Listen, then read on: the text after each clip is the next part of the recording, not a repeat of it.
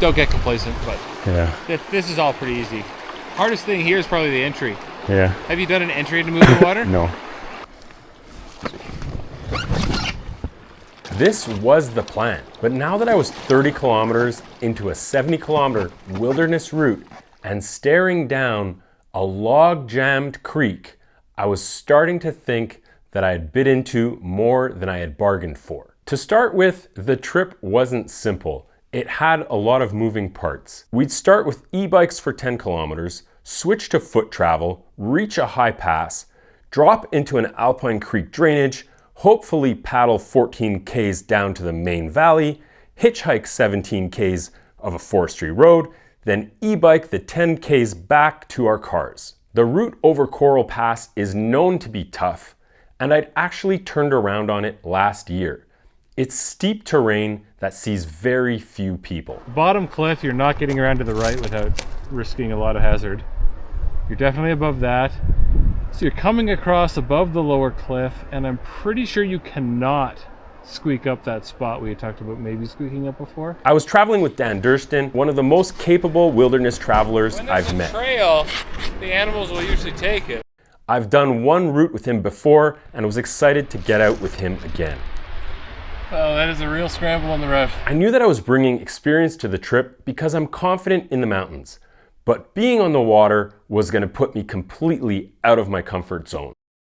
Gear was a big part of planning for this trip, and I wanted to travel as light and minimal as possible. I brought one of my lightest backpacking setups, but my packraft setup added another 10 pounds. That includes the boat, paddle, life vest, and inflation bag. Normally on a 3-day backpacking traverse like this, I'd be starting with less than 20 pounds in my pack, but this time it was closer to 30, similar to my winter ski traverse setup.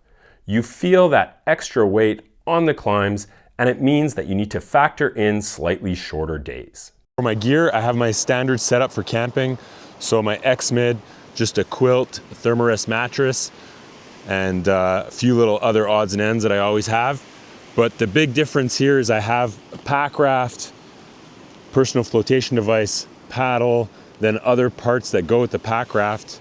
And this totals up to about 10 pounds of extra gear and a lot of volume.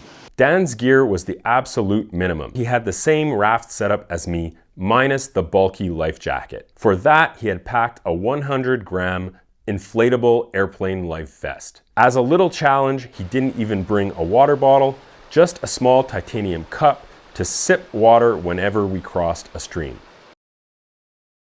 After reaching Coral Pass, we dropped into the Cadorna Creek drainage. We traversed past Cadorna Lake and dropped into the main drainage of Cadorna Creek. When we reached our planned put-in, we set up our rafts and pushed off. I knew I was out of my depth. On land, I'm confident. I know how to think, I know how to move and plan ahead.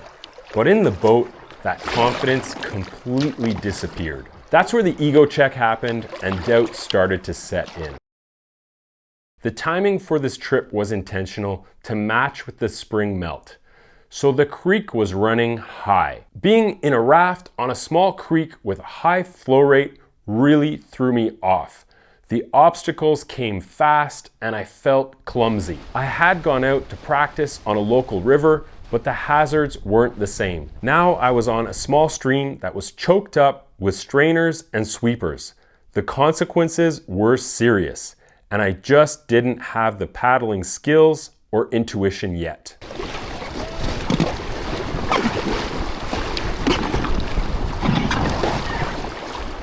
There's a rock right in the middle that's making a bit of a pillow of water. Yeah. Those are the ones where you're looking at the log, and then you hit that and it spins you around 180. Like, you just don't get complacent, but.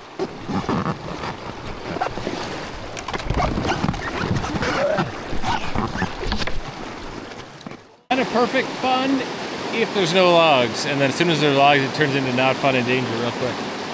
It's like that dangerous mistress. Before the trip, I spent weeks getting ready, talking to Justin from Justin Outdoors, Steve Evans from Sulik 46, who actually lent me the raft, and of course, Dan. Each of them had a different take because they all have different experience and different risk tolerance levels. Steve does big, remote, whitewater rafting trips. Justin is an expert paddler with years of experience in hard shell boats. Pretty cool, but water's actually like frozen. Dan is an absolute minimalist and probably has the highest risk tolerance. I had asked them almost every question imaginable. Their input and insights were amazing, but the reality is once you're in the field, all of the decisions are on you. You have to figure out what works for you and what risk level you're comfortable with. There's 18 kilometers of creek from the outlet of Cadorna Lake to the valley bottom and the Elk River where we were gonna exit. We were hoping to paddle 14 Ks. When all was said and done, we paddled 7 or 8 kilometers.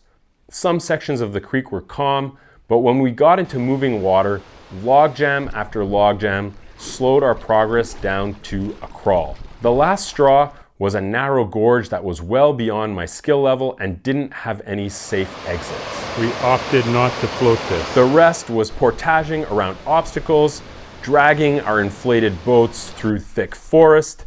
We adjusted and walked an outfitter's trail down to the Elk River that we were able to cross safely with our rafts. Without a doubt, it was the right decision. Someone else might have floated those last sections of Cadorna Creek, but it wasn't the right time for me. Having a solid plan is key, but staying flexible and pivoting is how you move forward. I came home feeling really unsure.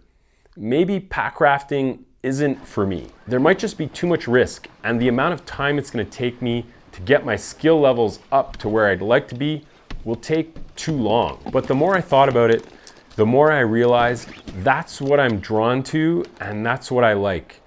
That steep learning curve when you're doing something new is a really incredible time. It reminds me a lot of backcountry skiing because when I moved to Western Canada, I thought I'd get up to speed pretty quickly, but it turns out that I got humbled even faster. There's just so much to learn.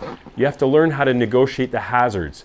Your skiing skills need to improve. And there's a whole different gear system that you have to bring into the backcountry. So I'm gonna keep going. It's something new for me to learn. And this channel really is about learning and sharing knowledge. I've always found that there's 2 times that you learn the most. The first is when you do something new, obviously, and the other is when you teach people things. So I'm really grateful to have a bunch of people that are willing to teach me, and hopefully I'll be able to transfer some of that to you guys through my experiences.